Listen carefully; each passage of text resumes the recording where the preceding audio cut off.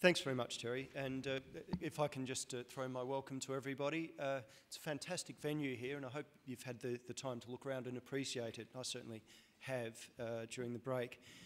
And as Terry says, I do have a bit of a flu, so please forgive me if I'm not performing at my best. A friend of mine says that you should never go anywhere without a good excuse, and I've got my tissues with me. I'm going to talk about reducing the costs of business travel, and it'll be a broad overview that's hopefully relevant for most, if not all of you. And Sheila will follow hot on my heels, giving you a case study and a real-life example of the sorts of things I'm talking about. Just briefly, Transform Scotland, some of you may know of us, others may not. We're the National Sustainable Transport Alliance, and we work across all areas of sustainable transport, campaigning and doing research around sustainable transport and creating more sustainable transport systems. I want to run you through, if you like, a brief summary of the rest of my presentation, but really these are the ingredients of most people's business cases for tackling business travel. First of all, as you've heard from other speakers, there's an opportunity to save money. You can also cut carbon from overall corporate emissions. Risk management, I'll talk more about that later, but there are health and safety risks associated with travel for work, and similarly, for many organisations, there are reputational risks associated with environmental impacts and so on. And finally, there's an opportunity to increase business resilience more broadly, which Terry alluded to earlier, and other speakers have also touched on. So I'm going to go through each of these one by one in a bit more detail before we lead into to Sheila's presentation. So let's have a look at cost first. Business travel, the cost of business travel is more than just the purchase price of a ticket or the reimbursement of mileage. There's a whole process that goes on around business travel. And one way of looking at the cost of business travel is that there's the time, the opportunity cost involved in booking tickets and preparing for trips. There's a ticket and reimbursement cost around business travel, reimbursing mileage claims and so on. And then there's a payment process on the back end of that, processing invoices and so on. And the Institute of Travel and Meetings suggests that the cost of processing an invoice or expense claim is between £30 and £50 on average in the UK. It might be different in your organisation, but the important point is that there is a cost and it should be measured. And there are ways of reducing cost across all of those three areas. And of course, this doesn't take into account management and reporting costs associated with business travel, and also it doesn't take into account time lost to travel, which again, a couple of previous speakers have touched on, where someone might be stuck in traffic in a car with no opportunity to do anything else, whereas if they're travelling on public transport, they may have an opportunity to work. For example, I was travelling to Birmingham regularly, almost weekly, and had 4 hours work done sitting on the train by the time I got into the office in the morning, something I couldn't have done if I had have flown or driven. So we're really looking at the total cost of ownership as being an important factor here. Now, some of the barriers generally to cutting costs in organisation, business travel costs, the common ones that I see, I run a consultancy business as my day job, are fragmentation of information and management control around the business travel category.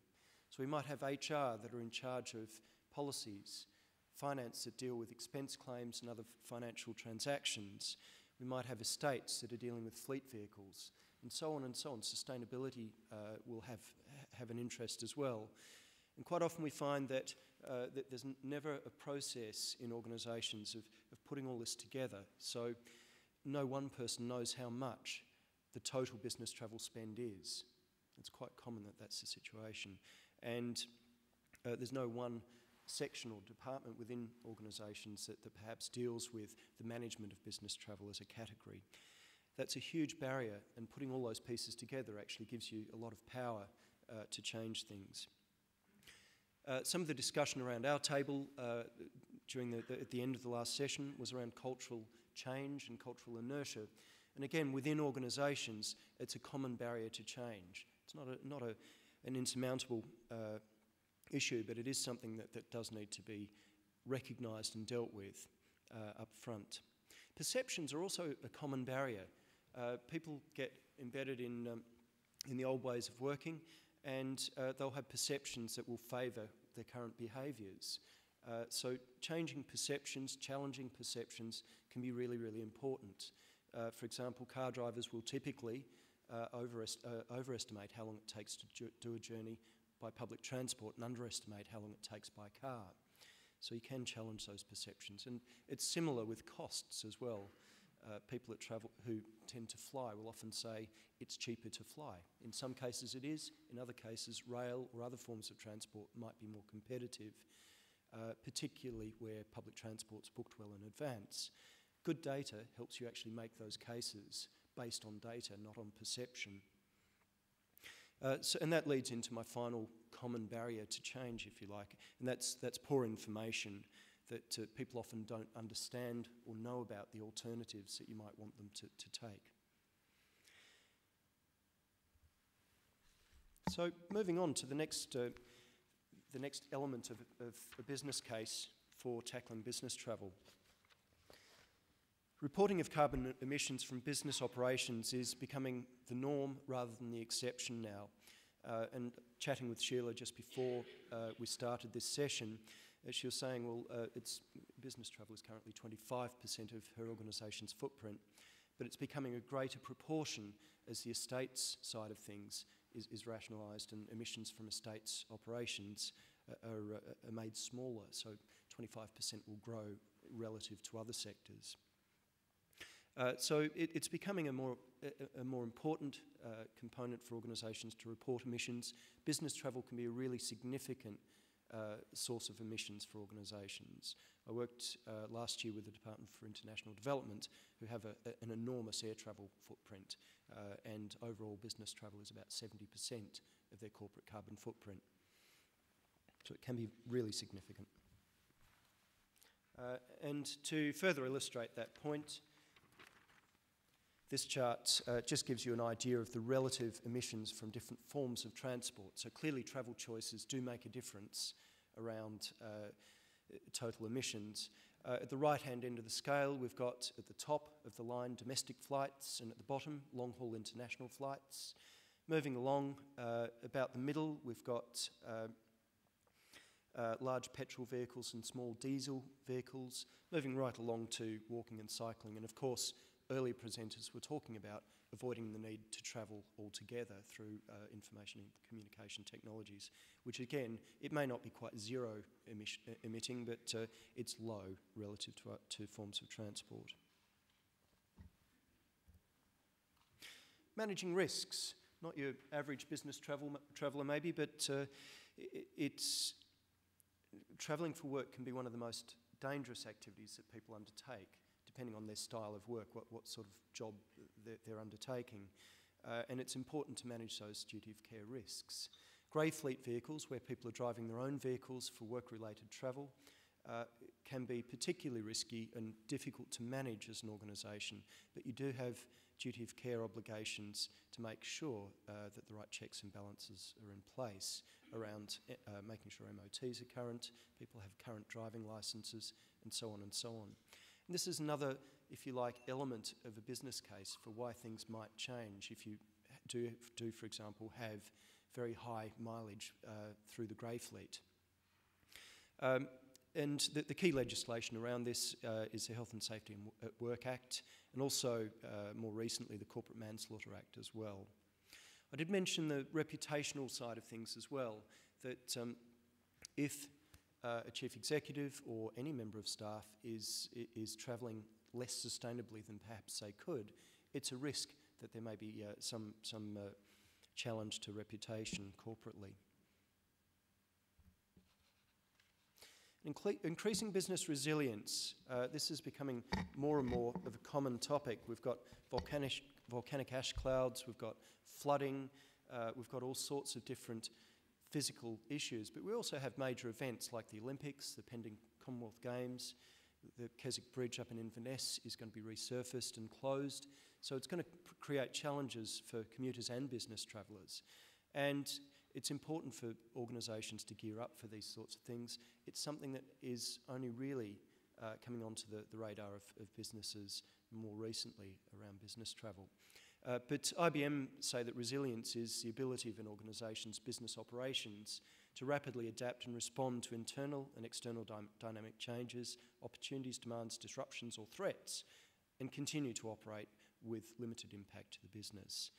It's quite important to incorporate that into risk management processes and so on. If we look at the hard winter in 2010, in a single week in 2010, in January, there was a survey of small to medium-sized enterprises in the UK carried out after pretty heavy snowfall during that January, and that indicated that a total of 124 million working hours were lost as a result of the extreme weather, and that equated, it was estimated, to £1.35 billion in lost productivity. So there is a cost to these sorts of events, and a resilient organisation will suffer less, suffer fewer losses and be able to continue operations. So what's this all about? Fundamentally, businesses have a challenge, a constant challenge to manage and balance out costs, the carbon impacts, staff comfort, safety and convenience, but at the same time still deliver business activity that's vital for the organisation. And what I'd suggest to you is that many organisations that I've worked with, and clearly there are exceptions to this, don't have that balance quite right. It's a balancing act that hasn't been revisited for some time for many organisations, and it may be skewed in a particular direction. I'm not suggesting at all that we shouldn't be paying to travel. Some travel is essential, but some isn't. And I think that needs to be challenged in many organisations. Do we need to travel at all is a question that affects staff comfort, safety and convenience. And what's our objective around comfort, safety and convenience? Is it about simply managing it? Is it about having clear objectives? And I'd suggest that many organisations also don't have clear objectives about these competing demands. And likewise around carbon reduction, that as the previous slide illustrated, there is an opportunity in many cases to travel by a lower carbon impact form of transport. But it takes an explicit effort to actually find out what those are and what the realistic options are for different trip types.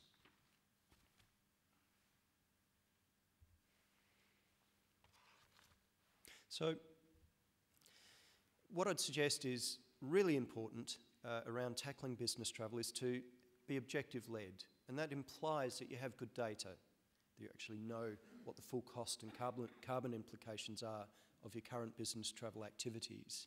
And from that you can set a set of robust objectives. It might be as simple as reducing the number of flights by volume or by miles by 10% over the next 3 years. It might be a more involved process, but set some objectives. And then back those objectives up with some really clear policies. Have a look at your policies and see if actually they do support the achievement of the objectives that you've set. And clearly no policy is going to be any benefit unless we have effective line management of those policies. So get your line managers supporting, making sure that they're pre-approving travel, not approving after the fact, so that they can actually exert some influence over the travel decisions that are made. And make sure that strategic management decisions focus on achievement of objectives as well. Staff engagement is also really crucial. We talked earlier, as I said, in our group, and it sounds like other groups, about cultural change. Some of that was about broad-scale change across Scottish society, but within your organisations, engaging with your employees, they're often the people that know what alternatives they might have and what's realistic in terms of travel alternatives. And they may come up with some new ideas that will support the objectives of the organisation around cost control, carbon reduction and so on. And above all else, make sure that you're monitoring what's going on. Make sure you capture good quality data, because that then feeds into the process and enables you to track what's going on and continue to make changes into the future. Okay. I'd like to hand over to Sheila Curry, who's the Greening the Workplace Officer for Scottish Natural Heritage. She's going to give a case study that hopefully will illustrate some of the points that I've outlined here. Thank you.